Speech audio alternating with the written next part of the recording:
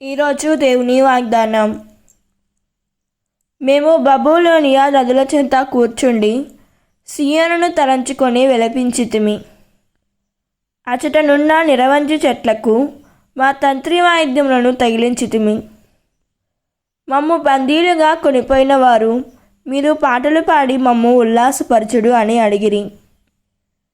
సియోనును గూర్చిన గీతములు పాడుడని కోరిడి. కీర్తన 137వ అధ్యాయం 1వ వచనం. ఈ వాక్యం మనకు ఏం చెబుతున్నదంటే, బబులోనులో బందీలుగా ఉన్న ఇజ్రాయేలీలు వద్ద తమ స్వదేశమైన సియోనును తలుచుకొని దుఃఖించారు.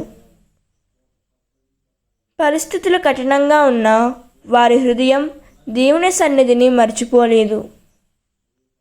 మనం కూడా కష్టాల్లో ఉన్నప్పుడు దేవుని తలుచుకొని ఆయనపై నిరీక్షణ ఉంచాలి. దేవుడు ఈ వాక్యం వింటున్న ప్రతి ఒక్కరిని దీవించునుగాక. ప్రార్థన. ప్రియమైన పరలోక తండ్రి, కష్టాలు మరియు నిరాశల మధ్య కూడా నిన్ను మర్చిపోకుండా ఉండే హృదయాన్ని మాకు దయచేయము తండ్రి. ప్రభువా, నా కన్నీళ్లను చూచి నన్ను ఆదరించి నీ సన్నిధి ఆనందంతో నన్ను నింపుము తండ్రి. ఆమేన్.